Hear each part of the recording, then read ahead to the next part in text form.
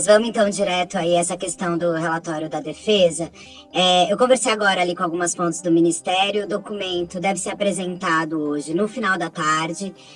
Não há uma previsão de uma entrega física do ministro Paulo Sérgio ao presidente do TSE, Alexandre de Moraes. Deve ser feito de forma eletrônica.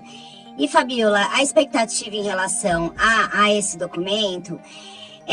o que a gente tem de apuração é o seguinte: o documento ele deve ser muito técnico e, com isso, Fabiola, infelizmente, ele deve dar margem aí para interpretações, né, do outro lado, desses eleitores inconformados com a derrota do presidente Jair Bolsonaro, porque o documento, basicamente, segundo eu apurei, ele não vai dizer que teve fraude, mas também vai dizer que há algumas lacunas ou algumas questões para serem aperfeiçoadas. Só nessas pequenas brechas, digamos assim, a gente já imagina o que pode alimentar aí essa parcela de eleitores inconformados, alguns realizando aí atos antidemocráticos após a derrota do presidente Jair Bolsonaro. Então a gente fica na expectativa do teor desse documento. Segundo disseram essas fontes do Ministério da Defesa, ele vai ser bastante técnico.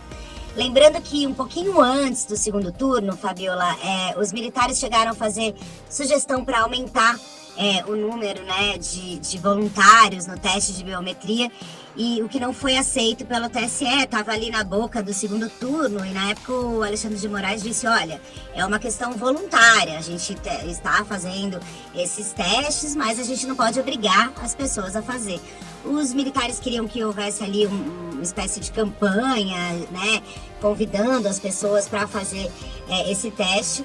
E aí agora, né, dentro desse universo do que eles consideram que pode ser aperfeiçoamentos, isso daí pode aparecer nesse relatório como uma possibilidade de uma lacuna técnica, ou seja, olha, não conseguimos fazer muitos testes, então pode ser que tenha tido uma lacuna.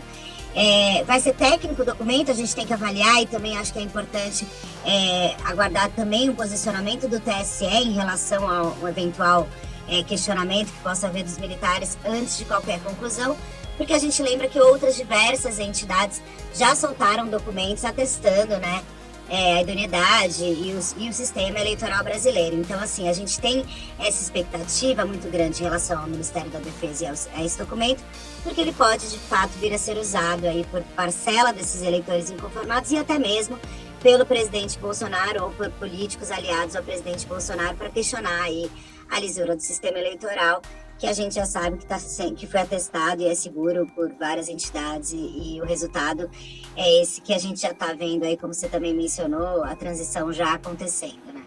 Ô Carla, tem alguma previsão de horário para essa divulgação? Não. Então, Fabiola, uma fonte me disse agora no fim da tarde e uma outra me disse por volta das 17 horas. Lembrando aí que há previsão, hoje o presidente eleito Lula está em Brasília, e há a previsão dele se encontrar com Alexandre de Moraes. Então pode ser que haja uma coincidência nesses horários, né? Caso o Alexandre de Moraes pode estar com Lula no momento em que esse relatório for enviado ao TSE. A informação que eu tenho no final da tarde, segundo uma fonte do Ministério da Defesa, eu perguntei se o documento já estava pronto, ele disse que sim, mas que estavam revisando esse documento e que a expectativa era que ele fosse enviado no fim da tarde de hoje. Tá certo, vamos aguardar então. Todo mundo, tem gente que depois até aqui no nosso chat, eu não tô dormindo por causa desse relatório.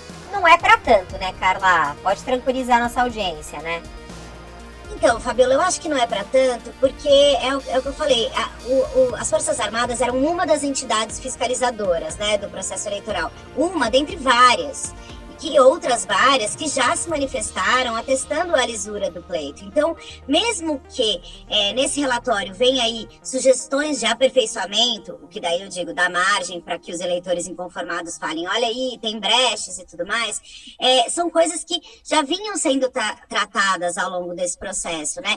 Então, eu acho que a gente tem que ter bastante cautela para não fazer nenhum tipo de alarde e ler bem esse documento, ver o que vai estar de fato nele, e acho que também ver a resposta que o TSE dará a esse documento, porque o TSE tem ali uma série de respostas já para vários questionamentos que são feitos ao sistema eletrônico de votação brasileiro. Então, eu acho que não é motivo para tanto. O que causa preocupação, evidente, Fabiola, é que esse documento seja usado de alguma forma política, de forma equivocada, por essa parcela de eleitores inconformado aí com o resultado das eleições e que estão promovendo atos antidemocráticos, né? É isso.